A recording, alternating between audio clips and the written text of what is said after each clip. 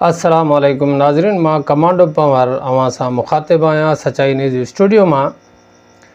ही जेका peoples party जी 17 साल 20 साल कारकर्दगी आहे उहा अवां खे बराए रास्त तव्हांखे ॾेखारियां पियो।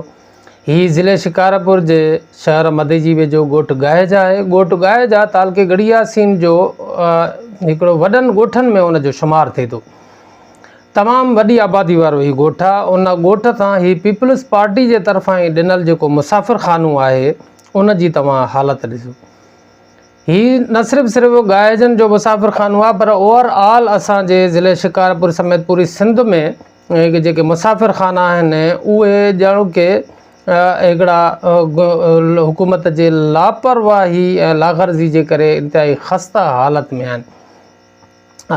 ॻोठाणनि अपील कई आहे ज़िले शिकारपुर जे चेयरमैन खे सरदार ज़ुल्फ़कार ख़ान कमारियो खे ऐं बाला अख़्तियारनि खे DC शिकारपुर खे त हीउ जेको मुसाफ़िर ख़ानो आहे इन जी रिपेयर कराए ॾिनी वञे।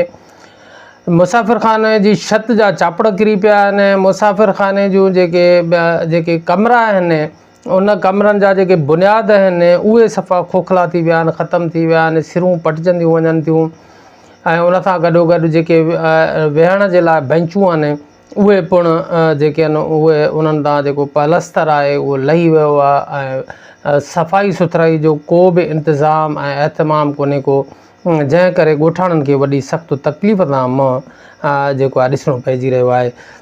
नाज़रीन, ही अव्हां खे अहम ख़बर पिया ॾियूं ज़िले शिकारपुर जे जेको वॾे में वॾो ॻोठ आहे गाहिजा। वॾे में वॾो त असां नथा चई सघूं, पर असां इहो चई सघूं था त ज़िले शिकारपुर जे वॾनि ॻोठनि में इन ॻोठ गाहिजा जो शुमारु थिए थो। ॻोठ गाहिजा तालके गड़ियासीन जो मदे जी वेझो जेको आहे तो ॻोठ आहे गाहिजनि जे नाले सां। उनजो ही मुसाफ़िर ख़ानो आहे जेको मेन रोड सां ही मुसाफ़िर ख़ानो आहे ऐं हिन जी तामीरात जेका आहे थी आहे पीपल्स पार्टी जे तरफ़ां ई इन जी तामीरात थियल आहे मुसाफ़िर ख़ाने जी, पर हिन वक़्तु वॾो अरसो गुज़री वञण खां पोइ उन जी रिपेयरिंग न थियण सबबु जेको आहे मुसाफ़िर ख़ाने जी इंतिहाई ख़स्ता हालत थी वई आहे। उन जा चापड़ किरी पिया आहिनि, उन जी जेके आहिनि बुनियाद आहे उन जे भितियुनि मां सिरूं निकिरनि थियूं पियूं, सिरूं खाजी वियूं आहिनि कलर जे करे। उनखे को रंग न आहे थियल। उन जा जेके आहिनि जेके भितियुनि जा पलस्तर आहिनि उहे लही विया आहिनि, जेके बेंचूं आहिनि उहे भॼी भोरा थी वियूं आहिनि ऐं मुसाफ़िर ख़ाने जो चौधारी जेके आहिनि गंद किचिरो जेको आहे उहो पियल आहे।